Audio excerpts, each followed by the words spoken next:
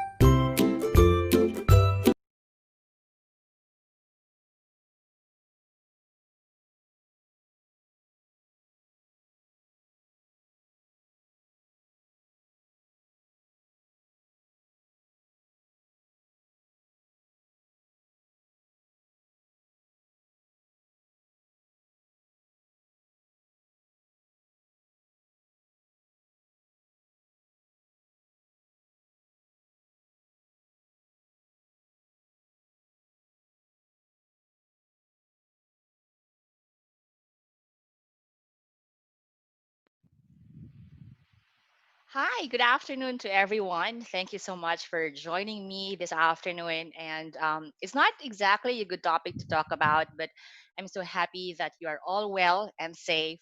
And you are with us to learn something that all leaders has to know and has to be equipped with.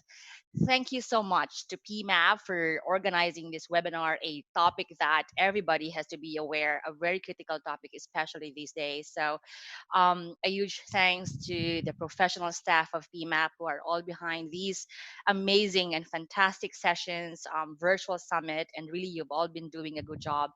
Congratulations as well, and thank you to our officers of PMAP, to President Loy. Thank you so much for what you are doing, and we really appreciate it. So let's get to our topic. Again, thank you so much. I'm happy that you are with me. We are with PMAP this afternoon, and I pray that you are all well and safe, and also your families are all well as well. So just allow me to give a very brief introduction about myself. My name is Joanne, etc. I am the managing director of LHH Philippines. I'll give a brief background now. And I'm also the master trainer on change management or and also accelerate change for Asia Pacific. Before I start, I would just like to say that I'm doing this from home, and we have birds, I have a dog, and also it's raining, so you might hear the rain as well. What I'm hoping for is that it will not affect our internet connection, and we will be able to continue our session until the very end. So please bear with me, and I ask for your pardon in advance should that happen.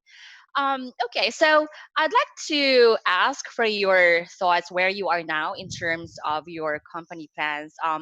Do you have plans now for layoff or redundancy? Just type in A if you don't have any plans yet, or you're looking at options now. It may be, of course, you could have different programs on how you will address the situation. You could have reduced work hours or other options that will prevent you from letting go of employees. So just enter the letter. Thank you so much for the responses now. And you are right, you can send it to the panelists so that it will not be seen by everyone. You can also send it through an anonymous message through our Q&A. We have a number of A's, so no plans yet. And there are also a few who have already notified employees, and also a small number who have finalized plans, but you have not yet notified your employees. And I am also seeing several Bs. Okay, so thank you so much for sharing your responses. Because I'll take that as a pick-up point for our discussion as we proceed with our session this afternoon. Before we talk about the outplacement, I'll just give a brief introduction first about LHH. So LHH, we are a company that supports people. So it's and we all know that people is our greatest resource. So we have program on assessments, on leadership, on change management, on career management, coaching as well. And what we will talk about now is on career transition. LHH is a global company, so we have over 400 offices in over 70 countries. And in the Philippines, we started in 2001. We have partnered with more than 500 companies who had to go through significant restructuring. We have supported more than 50,000 individuals in transition. So when we say transition, those who have been let go because of changes in the company. And we have supported restructuring or notifications for one to thousands of employees.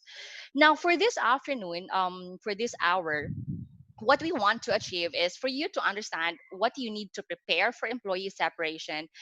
And we have here a couple of letter A and B, and of course the ones who have also answered C and D.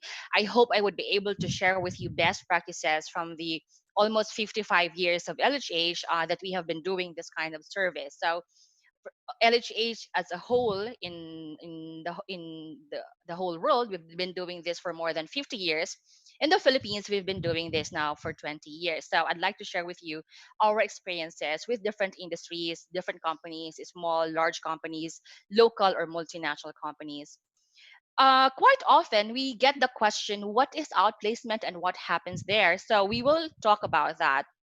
Basically, we would really want to answer how can you support the people whose roles are being made redundant. So our discussion guide for today is we'll talk about outplacement, what is it, and also of course I will share with you what usually happens in the career transition program. And to help us this afternoon, so you have your audio, you are all on mute now. Should you wish to speak up later on, just raise your hand and our team will unmute your line, and then you can speak out. Of course, I would love us to have good conversation. So I would love to hear your voice, and let's talk about this. Is a very difficult topic to talk about. So I really hope that the HR community would come together and would have conversations about this. Not only the HR, but also the leaders. We should not make outplacement a secret. We should make it, a benefit, and everybody should learn from each other. So do speak up and share, and also ask questions. Now, you also have your tools, and if I'm speaking very fast, which often, it's a feedback that's given to me often. Feel free to send a message, and I would slow down. We have Q&A, so for your questions or comments, you can send public, or of course, if it's you want to be anonymous, you can do so. Let's focus on the topic, and then if there are questions or other topics that you'd like to talk about, do contact PMAP so that they can direct you to the appropriate person. I'm really hoping that we will all learn from each other. Of course, you might have experience that we have not yet experienced. So I would really appreciate it if we can share and talk about it. And also, we will have Q&A. So towards the end, I hope we will have enough time to do that. And I already mentioned it. If we have connection problems, should I be disconnected, please bear with me. I will log in again. And also, if you will be disconnected again, please just log in again, and we will be here for you. All right, so let's start our discussion, and I'd like to talk first about understanding outplacement. Um, so, um, and that's my dog. So, pardon me. Okay.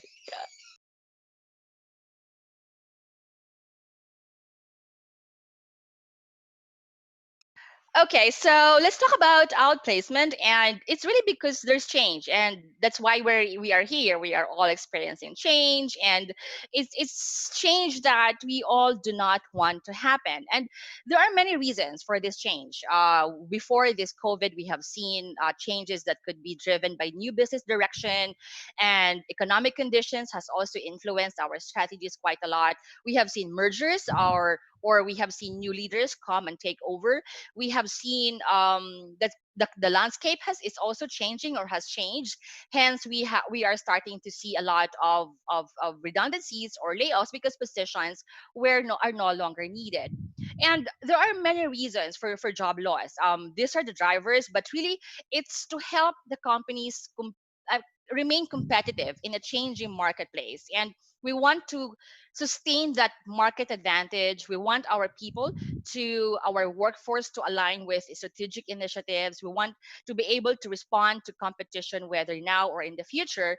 So there could be a lot of reasons. And what's sad now is that we are faced with this pandemic, and life has been altered completely. Work has been completely altered. Business directions has also changed and will continue to change in months or years. And what is sad is that one effect that we wish is not happening is that people are losing jobs. And not exactly a good time to lose jobs, especially nowadays. And I tell you, in the past weeks, I've gone through difficult conversations about with employees who have lost their jobs. So it's not a good time to lose a job, but we also can understand certainly why companies has to do it, because there is also a matter of protecting and ensuring that the company will survive. And of course, we also have other employees and the community that we also have to be mindful of. When we have to exit people, there could be we could be looking at two options, whether it's voluntary or involuntary. Sure. Yes. Okay. So thank you for the feedback on the time to share slides. We'll take note of that. So going into what I have on the screen right now, you could be looking at different options. Whether you want to go into voluntary, you'd like to give your people the option to apply for internal positions and also apply for a retirement program. You could have you could open it to everyone, or you could have specific criteria, or you could go into an involuntary. You will identify criteria for selection as to who will exit. Is it first in first out, or you have other criteria? Is it performance? It's really up to you, the company, to decide what will be the criteria that you will use. So you could either maybe you have to close it, you have to reorg, you're merging with another company. So many different reasons and many different pictures. But who among you have already lost a job? You were the one whose role was made redundant. Has anybody experienced that? You can send it. You can send a private message to the panelist for.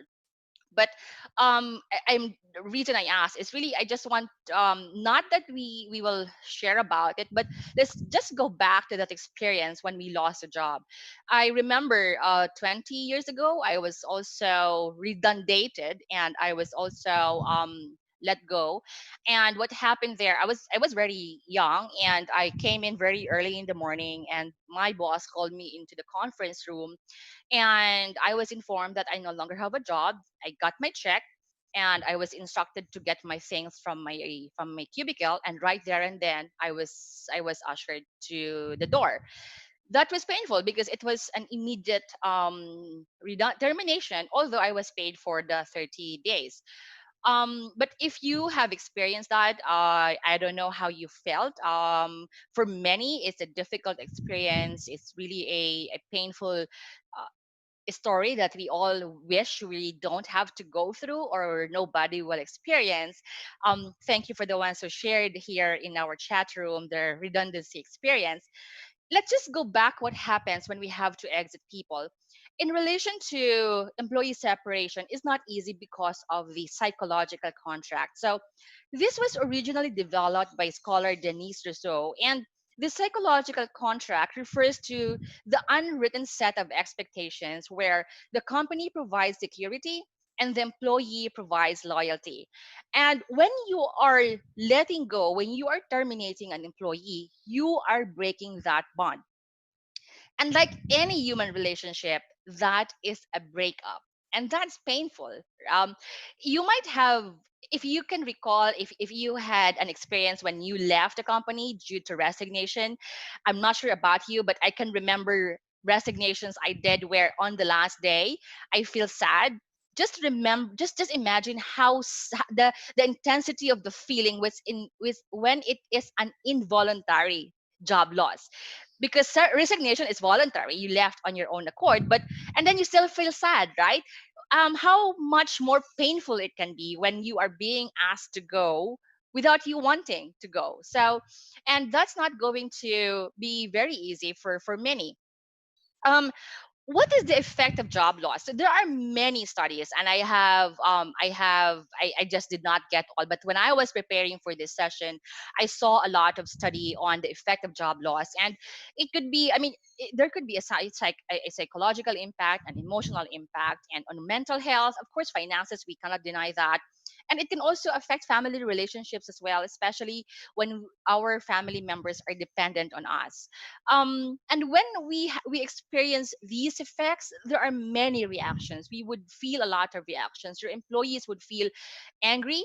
Could be that they feel that you betrayed them. It could be that maybe you are a manager who's very close to the employees, and because of your position you had to keep it confidential for a time, and then when they find out that you knew for some time, they feel betrayed. They feel that you are not on their side, so that there could be anger, there could be a sense of abandonment.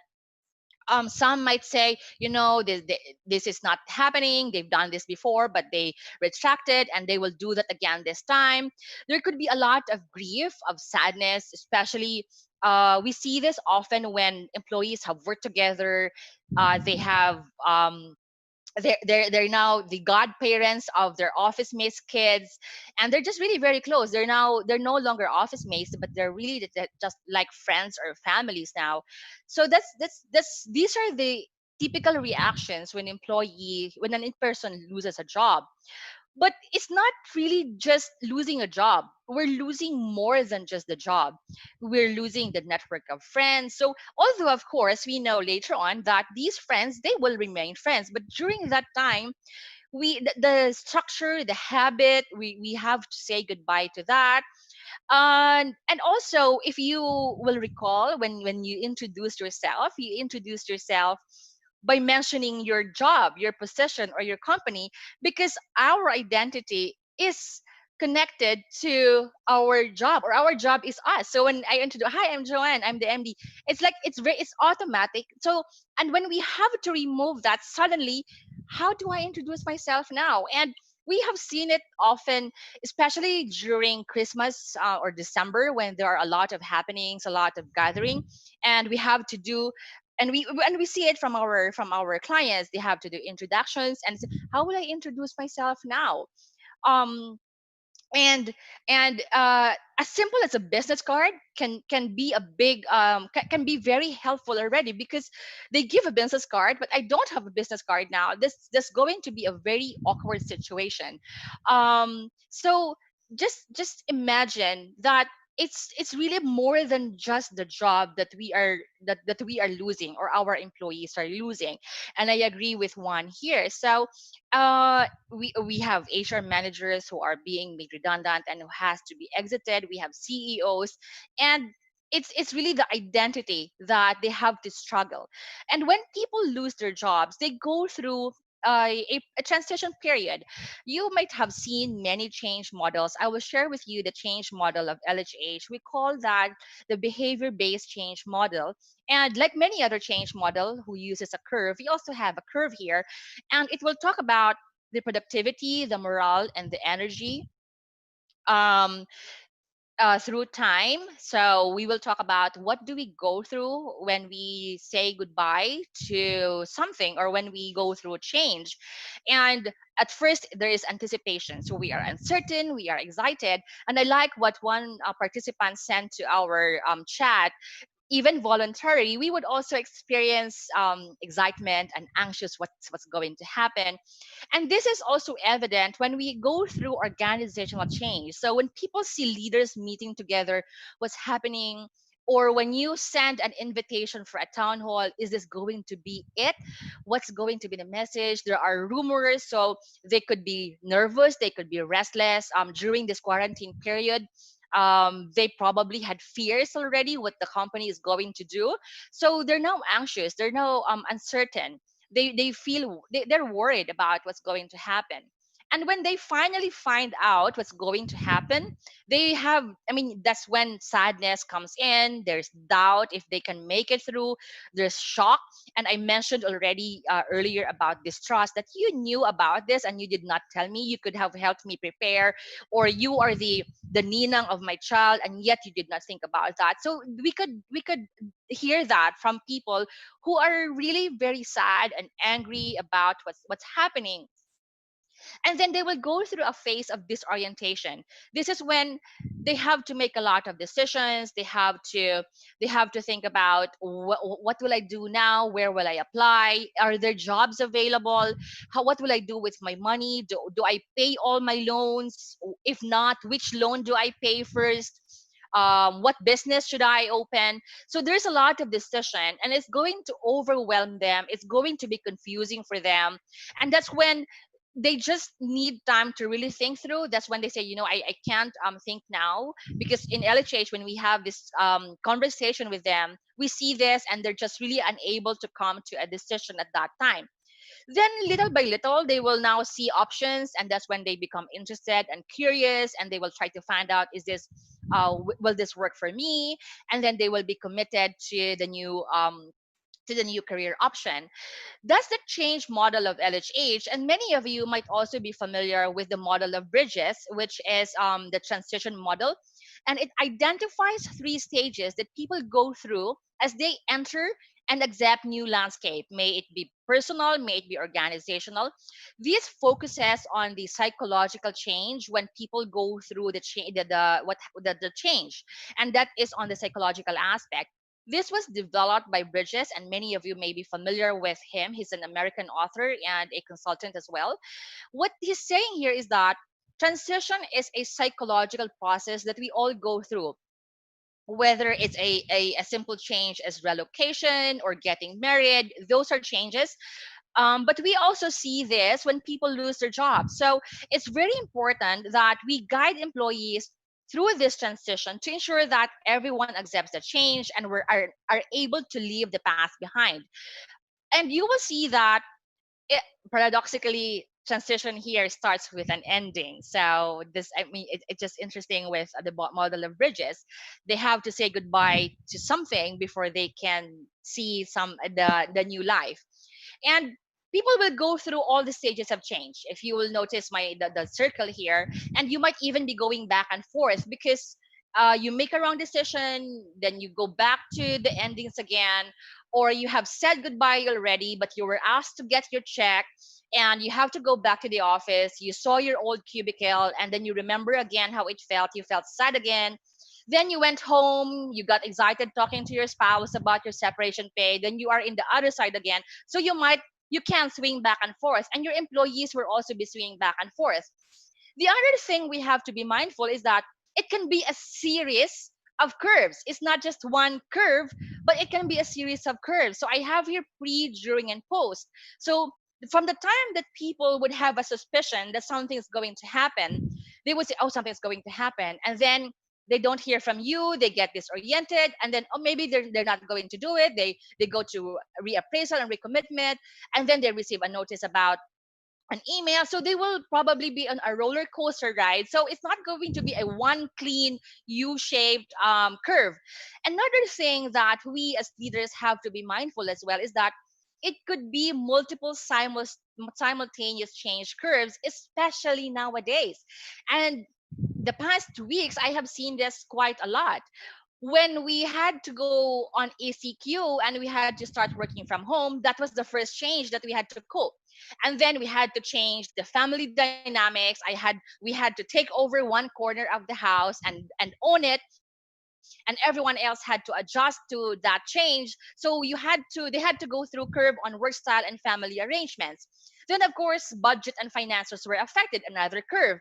And then now we're talking about job loss, so it's going to be another curve. So it's just really one change after another, and that can be very overwhelming. And it might also be that it's not just one person who's losing a job in that family. There might be a sibling who also lost a job, a spouse who also lost a job, or might be losing his or her job as well. And that's another curve that we can put on this many curves already. So can you just imagine how overwhelming that must be for the individuals nowadays?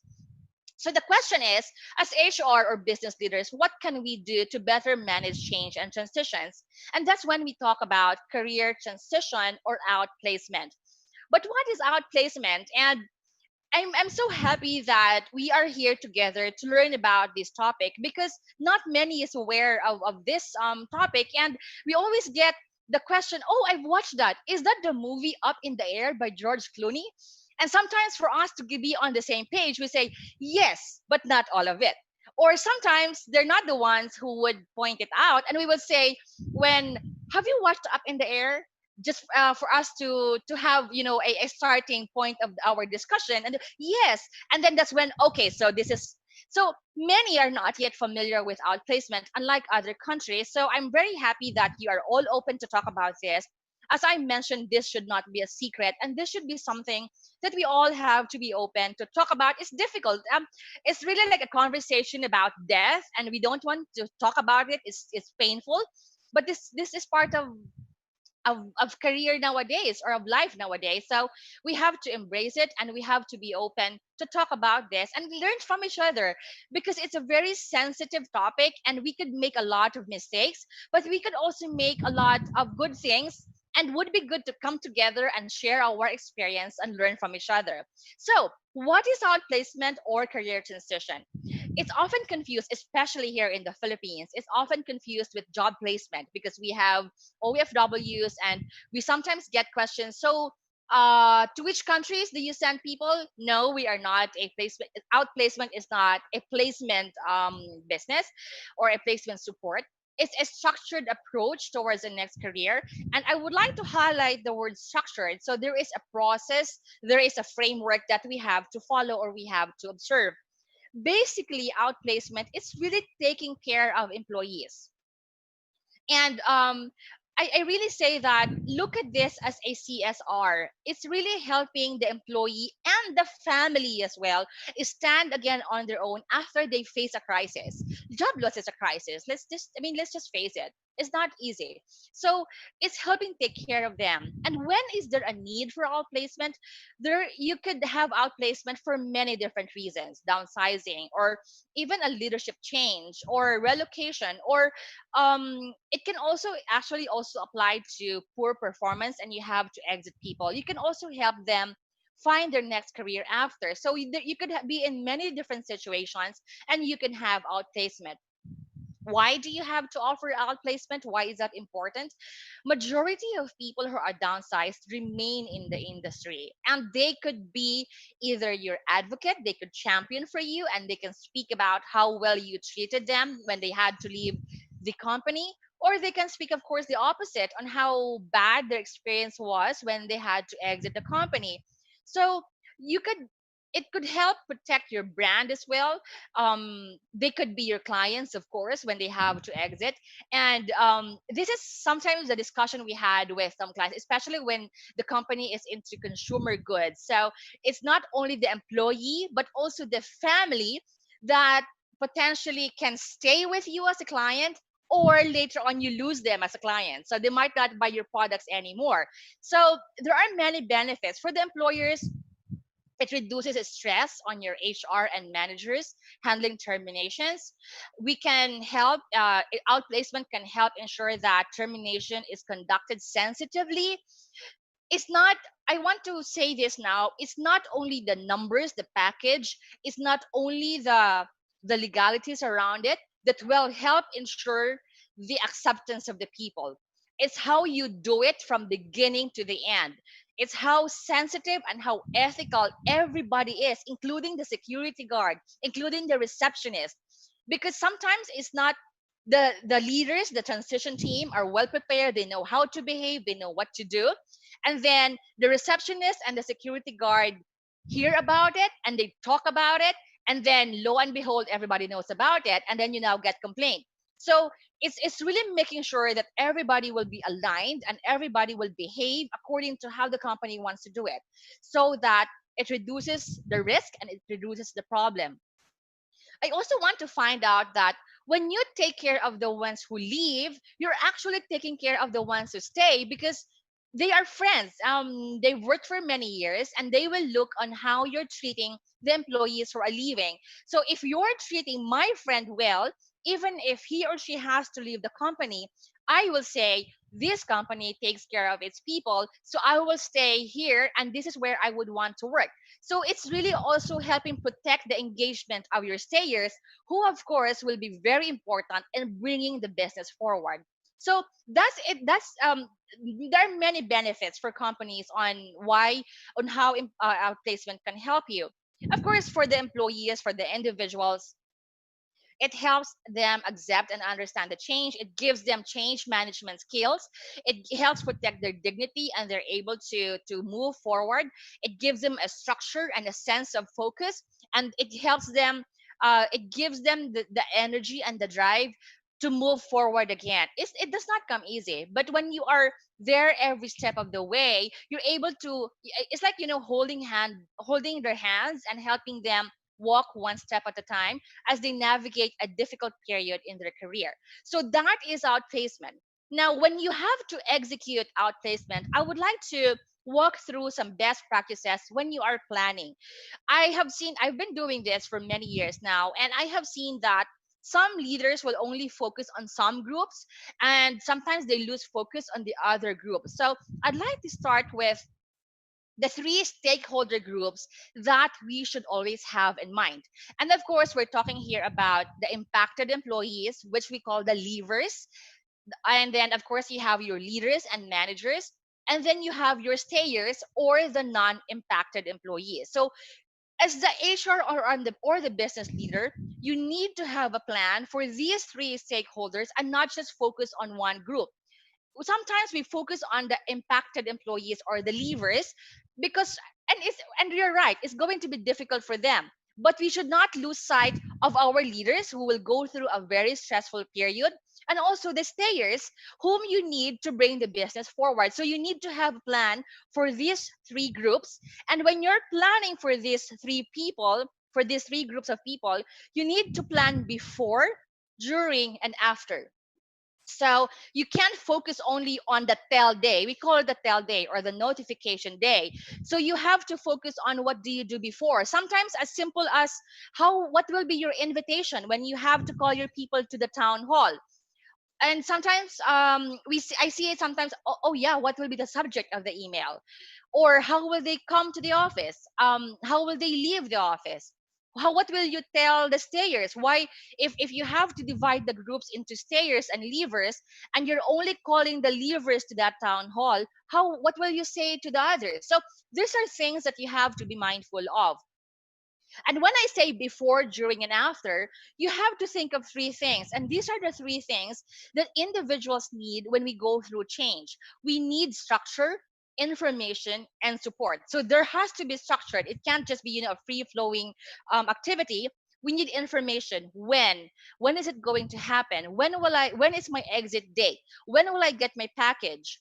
When will I know if I am the stayer? When will I know my new function? Because I'm now taking on the job of two or three people. When will I know who my new boss is? When will I meet my new boss? So those are the things that you have to be mindful of. You also need to give them support for all these stakeholders. So let's just quickly go through each of these phases. When we talk about before, when we talk before and for your leaders, you equip them on leading change. You train your leaders on communication. What will they say? It's not the deck, it's not the PowerPoint that they will show during the town hall. Of course, you have to prepare that. But you also have to be mindful that they will be approached by people when they're in the parking lot or in the elevator. Do you also have plans for that? In one sentence, how will you answer the question, why is this happening? Why my friend and not me? So you equip your leaders even before the exercise of notifying your employees. Best practice is it's really I say this before we have fire drill before there's a without the fire yet. We have earthquake drills to prepare for earthquake. And I say this, that I hope that we will train and develop the change management skills of our people before they go through a significant change such as job loss. So if you can and when you can provide change management program for your employees even before they have to exit, that would be a very good one, so that they are already equipped with the basics. Now, of course, for your leavers or your exiting employees, you can consider redeployment opportunities, so that maybe there are skills that will be used by other department or other offices. So you can look into that. During, I already said this, you have to equip your leaders on how to deliver the news as well. What if the employee will shout at them, will cry, will walk out? Will they do? You can have notification counseling support for the exiting employees. You can have um, support as well for the stayers on how will they manage it when they learn that their friend is leaving. So you also have to put something in place in the workplace where the stayers are will be during your notification. Who will be with them? Who among the leaders will be with them? So you also have to plan that. Of course, after the notification, you now have to plan for how will you support the leavers or the separating employees. You have to equip your leaders now to bring the business forward after a very painful period. Coaching skills would be very important. Change management skills would be very important. And for your stayers, developing their resilience and helping them cope with a major change, helping them cope with the anxiety of, am I going to be next? That's going to be helpful as well. So you have to put this in place. I'll share with you a sample plan on how you can operationalize this. So this is a pre-separation planning timeline. So you have here the three stakeholders, you have the leaders and the managers, you have your leavers or the impacted employees, and you have the non-impacted employees as well. So it gives you sample activities, what you can do before you go into the notification or into the separation exercise. So you see here programs to support or to equip your leaders, to also support your employees, both the leavers and the stayers. And then you go into the notification, so you can have here the separation day. Then you now equip your people on how to do check-in meetings with the impacted employees or the non-impacted employees, how to do one-on-one. And I think many of us here are quite aware that in change there will never be enough communication. So it's good to over communicate, and there is no one size fit all communication plan. Each person will have different concerns, each person will have different reasons for either resistance or accepting the change.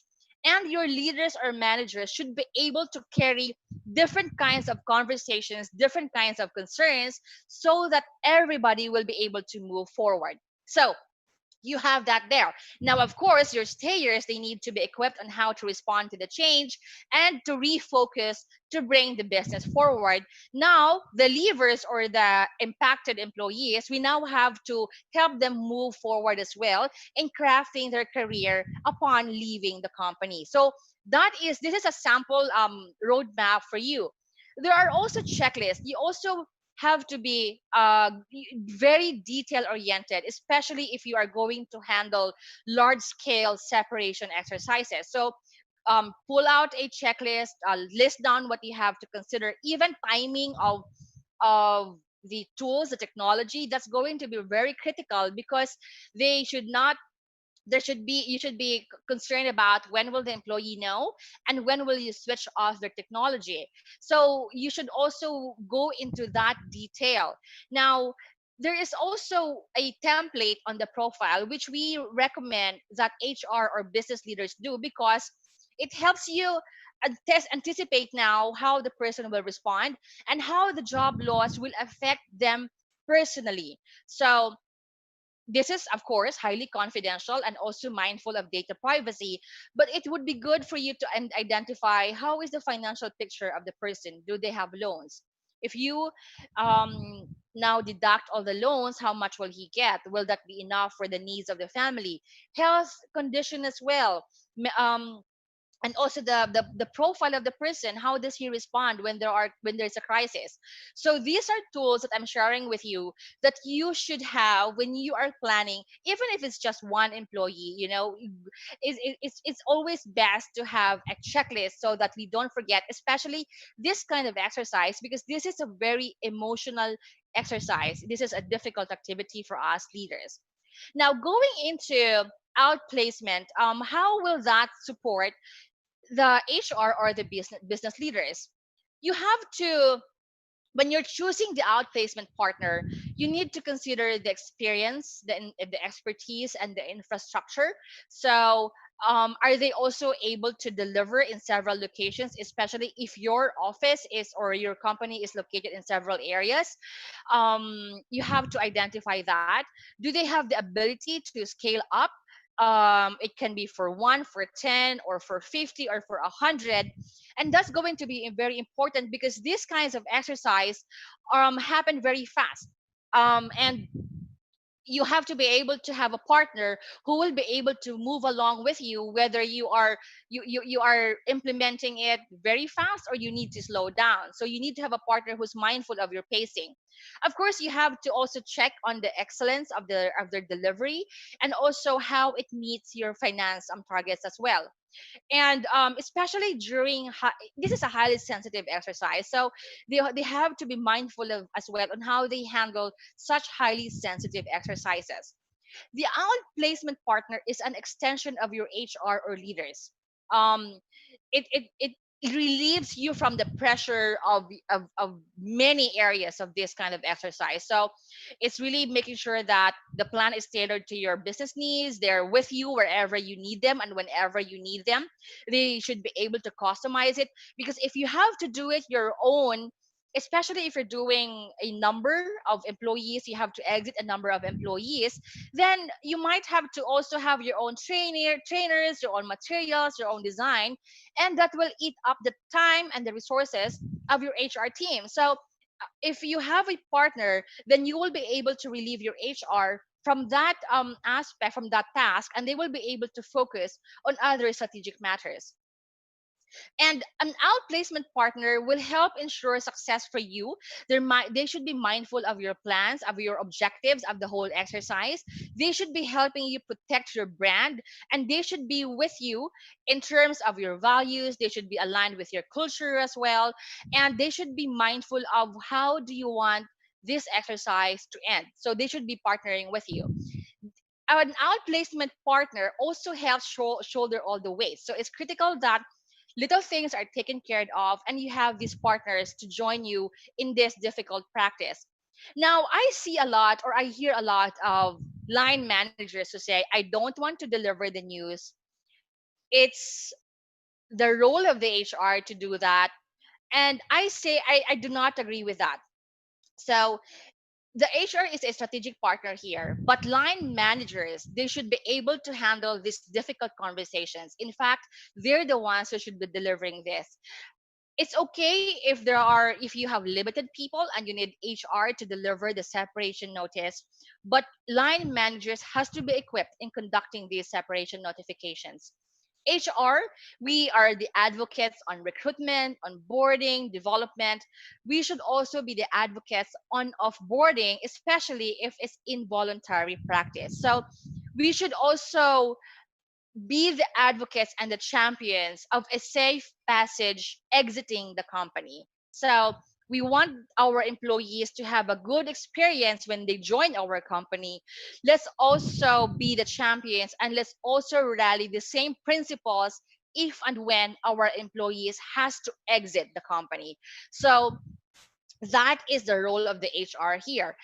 But I also want to say that let's also look at redeployment or reskilling, because not everyone might need to leave. So if we can go through a review of the strategies of the company and also the required competencies, we might be able to redeploy or reskill some people. So as HR, that is also our role to help make this happen as much as possible. If we can reduce the number of involuntary separation, then better. We're able to save number of jobs, and we're able to save individuals as well. So that is partnering with an outplacement company or a provider. Now, many of the questions, and this is the question that I often get: what happens in the outplacement program? So what do you do there? It's we don't really publicly talk about it, so there's a lot of curiosity on what really happens in the program. There could be many different framework, but this is the framework that we use in LHH, and this is a good reference for you when you are looking for an outplacement partner. So first is we equip them, or we help them embrace their thoughts or their mind on what's happening. They have to understand what's happening, what's in their control, what can they do about it. Now we help them evaluate their career plans. Is it business? Is it job search? Is it going back to school? Is it okay to rest for the meantime? But that is based on a series of assessment exercises. There's no one size fit all answer to the question, should I look for a job or should I go for a business? What business is best for me?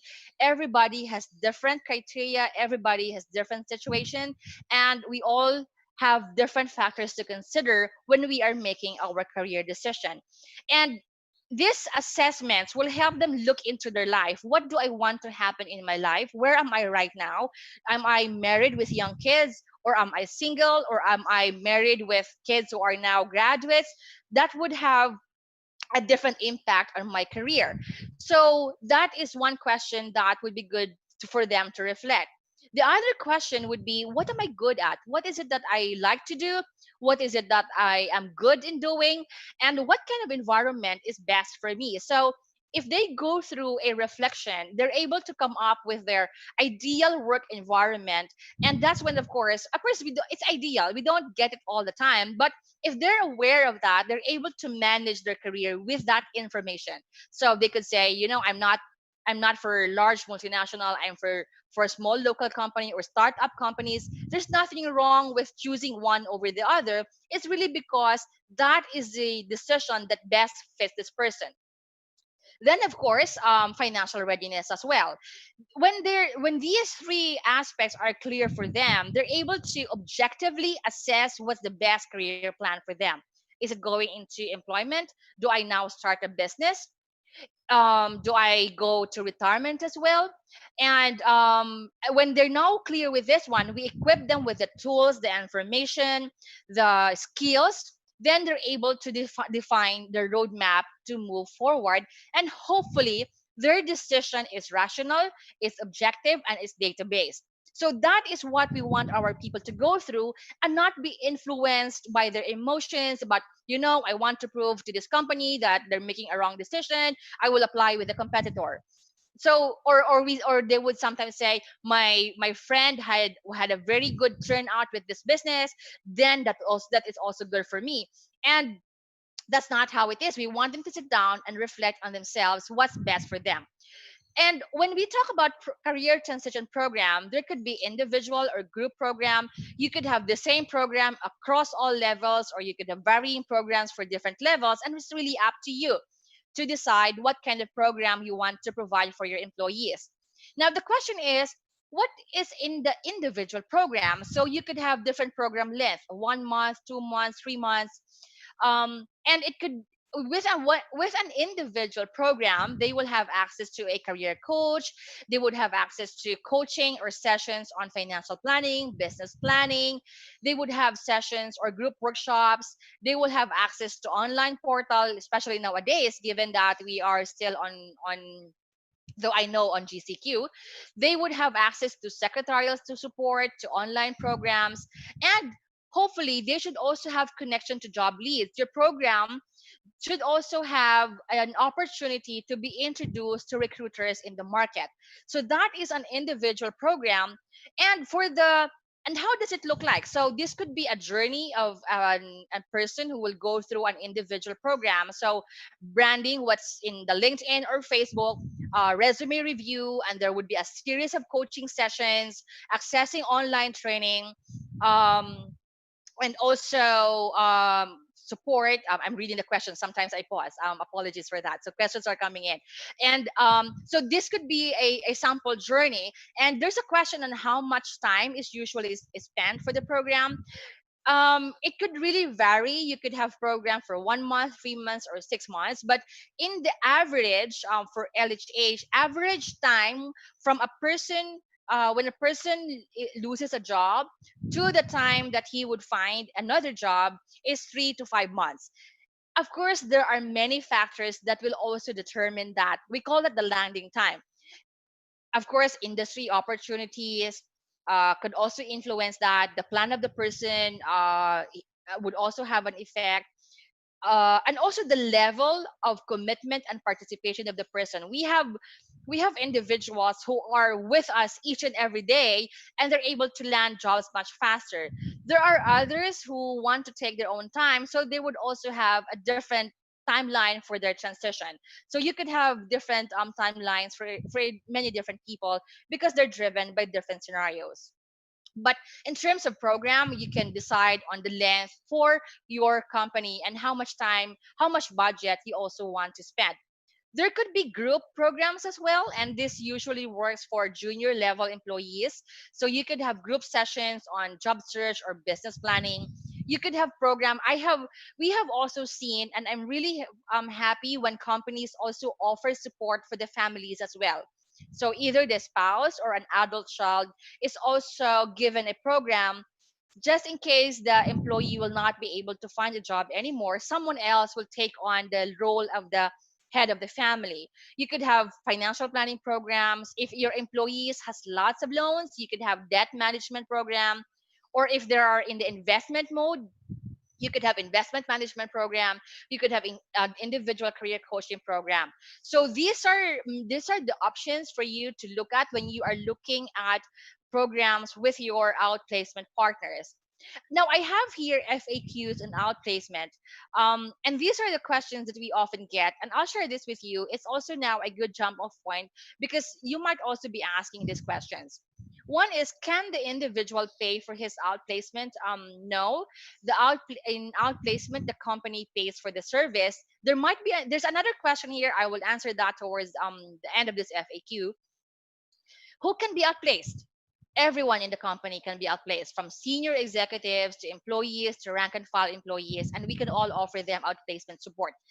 I sometimes get the comment that, he's a senior executive, he's getting enough money, he does not need help. That does not apply all the time. And the ability to manage change is not dependent on the money and not dependent on the position of the person, because there are some leaders where only because the person is a junior level employee or a rank and file employee, and only because there's not much separation pay, that's the only time that they will provide an outplacement program. That does not mean that the other groups will be able to manage their transition well. So there are many, we have seen a lot of executives, of employees, executives down to the rank and file most junior, who are able to navigate well, but we have also seen leaders down to the most junior level that they're not able to navigate well. So it's also it does not follow as to whether the senior or the shop floor employees will only get the program. You can decide what level of program for each level in the organization. Senior ones will get the different programs, or you can offer the same program across all levels in the organization. What is the minimum number that can be placed? You could have one or you could have thousands. So it really is dependent on the reason of your change and how many roles will be made redundant. Can we only take parts of the program? I have seen you the framework. Yes, this is another question. So I have shared with you the framework of the program. It's ideal if we take the program from a holistic approach, right? So, but of course, different configurations can be considered for unique needs and situations. So, thank you for the question on, does it have to be the full service, or can you only choose like resume writing or LinkedIn profile? That can, of course, we say yes to that. There is just an advantage as well when we take a step back, when we have the assessments. Then they're able to, okay, so this is my career plan, this is my long-term career plan, then this is my roadmap for my career. Then we will now go to the resume and the branding, not and they're able to craft a holistic plan. But then, of course, yes, you can have also different configurations of the programs. Okay, so do you find jobs for the individual? In outplacement, the responsibility of finding a job rests with the individual affected by the change. The outplacement program provides the tools, the process, and the support to increase their chances of finding the ideal job possible. But the question is, how will they find job? Are you not a search firm? There are outplacement provider who are also search firms, but outplacement per se is not a search function. Rather, the outplacement may have a search firm, or they can partner with search firms to help the individual find a job. So that is the answer to that question. But later on, I have here a question. Can we not just give them jobs, or can we not just give them the money? I will answer that later on, which is also related to this one. What if we don't have a budget? And I think this can also be related to the question on, does it have to be full? There are many cost efficient solutions, and your outplacement partner should be able to help you design a program according to your needs, according to your budget. um it we have I have encountered cases wherein they would want to have let's say they would want to have a business planning session, and when we do a survey, we find out that the employees would still want to go for jobs. So that might not, we have to review the data. Or we also have clients where they want to go into sessions on investment management program, but the employees are not in an investing position. So when you have that conversation with your outplacement partner and you're able to identify the needs of your people, then you should be able to co-design a program that will work best for you. So that you don't you're able to maximize your budget. Can we not just give the money to the employees? Here I go back to the saying, give a man a fish and you feed him for a day, teach a man to fish and you feed him for a lifetime. So when we give them the money, they're not really able to develop the change or the career management skills that they have it would really help them best. And in some cases, when I have seen this happen, when we take them back and they don't have the change management skill, it we have seen how that impacts as well. And can you also just imagine if we will build a community of resilient individuals who are able to respond to these job changes and bounce back immediately? That would also have a positive impact in the community. So it's really better when we teach them how to manage their career. But that brings me to the question in the Q&A. What if our company do not have resources to hire outplacement partners? Can we get help from Dole and DTI? There are many benefits. There are programs from the company, and you can also have your own internal designs, your own internal programs. First, going back to my question, what if we don't have a budget? So you can design low cost solutions or solutions that will meet your budget. If you cannot hire an outplacement partner, you have now here best practices that can help you in designing your own internal program. And you can now have you can design your own that will meet your capability and your financial budget as well. And yes, you can also approach companies. They offer training programs, the government agencies, and they can help you with that. I think there was also a session on SSS also had a session about the separation benefits.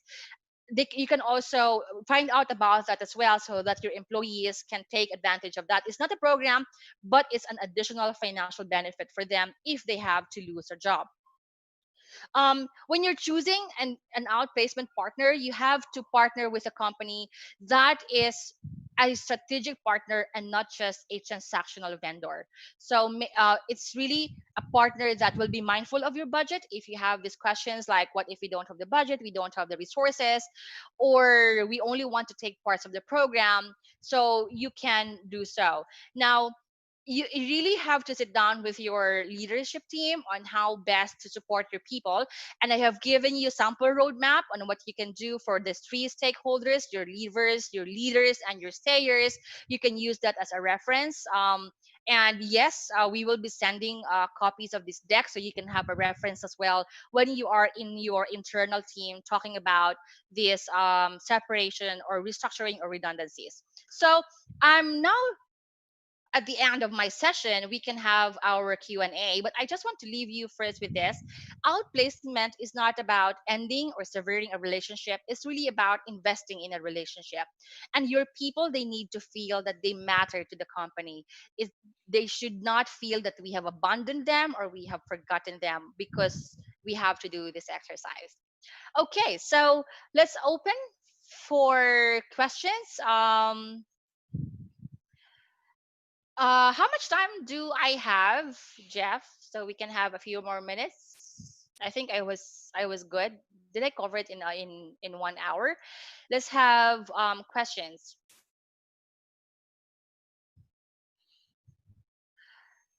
Okay, thank you for the response on how much time I have. Okay, so I think I already answered this. If you don't have, cite examples of challenges you have encountered. Oh, we've encountered a lot of, of challenges. This one I cannot forget.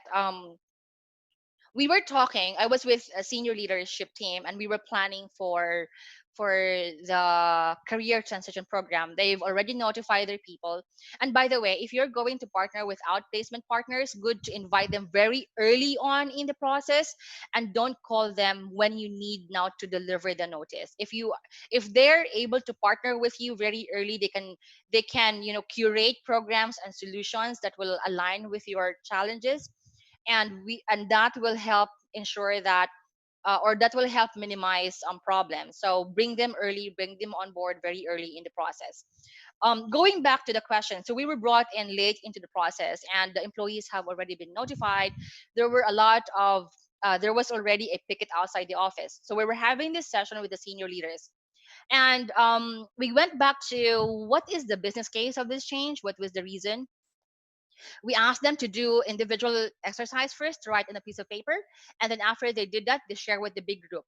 When they shared with the big group, they had different answers. So that was it was very clear for us that there were different messages, and that helped create a lot of confusion in their people. So that's one challenge that we have encountered.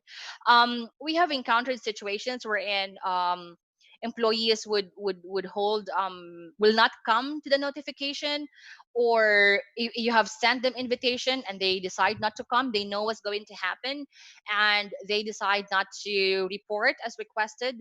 Or we have seen employees who were identified not who were identified to be healthy, but were having hypertension or medical problems, and that had an effect on how they took the news. We had situations wherein the HR was not aware, but the employee was 8 months pregnant. So when she came in, she was really very heavy. So that also had a lot of challenges.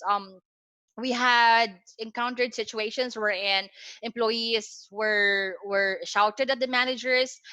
There can be many different interventions on how we can prevent these from happening. So if you bring in your partner very early, then you're able to anticipate all these scenarios, and you can come up with plans on how to mitigate these scenarios.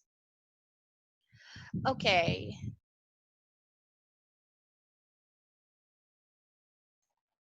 How much is this program in average?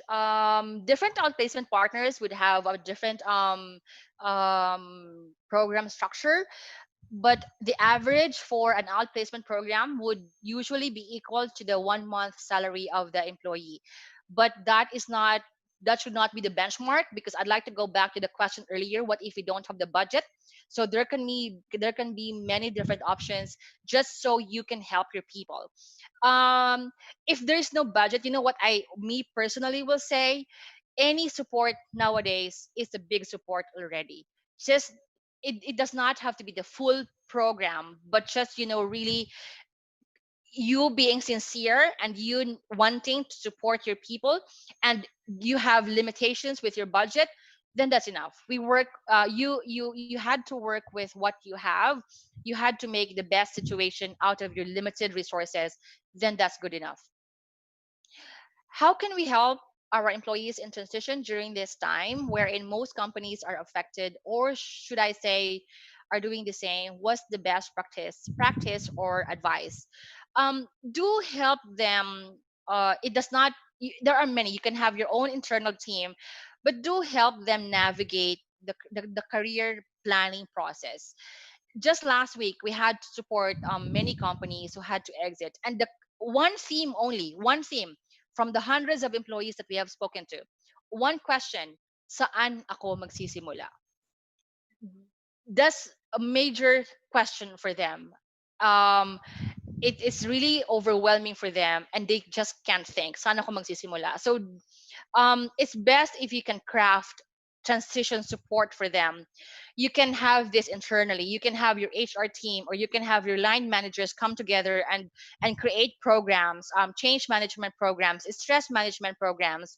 You can have There are many mental health counselors as well that you can call to support your people, especially that this will cause a lot of of mental stress. So do get all these resources. And in the past months, I have seen a lot of posts and also articles on the internet about how we can help people who has to exit their company because of what's happening. So, but not only that, even stress navigating all the many changes that's happening now, not necessarily because they're losing their jobs. That's a major change. So come up with a good change management program, and there are many materials on how to do that. So do prepare a sound change management or transition plan, and put together all your leaders in crafting that. You can have many experts now. PMAP has a lot of experts that you can approach for help in creating your programs. Is it okay to have rotational program wherein the employee will be subject for redundancy, but will have scheduled rotation first to cover the employee who will cover the position? You mean, okay, I'm not sure I got this. Um, an employee has been identified to be redundated, but will shadow and probably train another employee. We have seen that happen. So the ones who are scheduled to leave the company, they have to train first another set of employees. We have seen that happen. Of course, I can't say right here and that yes, it's okay, because there are also labor questions that has to be. We're making sure that we are doing it the right way. So but we have seen that happen. So could be one, the function is being outsourced to a different, or will be taken over by a different groups of employees. So the existing employees who will be exited will carry on that position. How about suspension of, I'm not sure, I hope I was able to answer that question earlier. How about suspension of probationary period, where the employee may be rehired? Where am I? If operation will be normalized, then the period will continue. Only on the remaining 2 months is needed to be regularized. Is this legal? Can this be an option instead of termination? I would have to say, I'm not a labor expert, but correct me if I'm wrong. We have a lot of labor experts here in PMAP, but can this be an option instead of termination? I'll go to that question instead. If and when you can save a person from losing a job, look for options how you can save employees from losing their jobs. That is still, of course, the best way.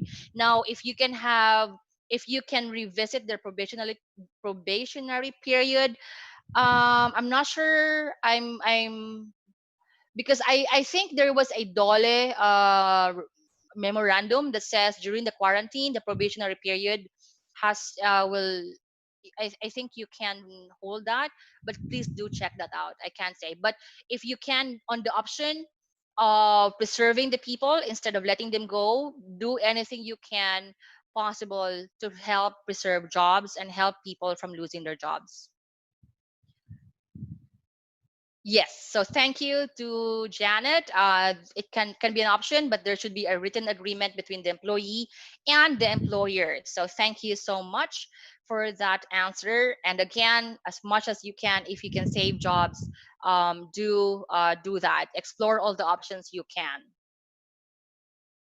For those who doesn't show up after your invitation, you can discuss what your strategy should be, because you can either agree that you will talk to the employee on another date if and when the 30-day notice will still allow it, because there are some companies who has to exit 60 days or 6 months or a year, and they give the notice 1 year or 2 months before the last day of office of the employee. But if the notice is 30 days before the last day, then you have to agree with your lawyers and also with your leaders if you will send the letter to the employee's residence.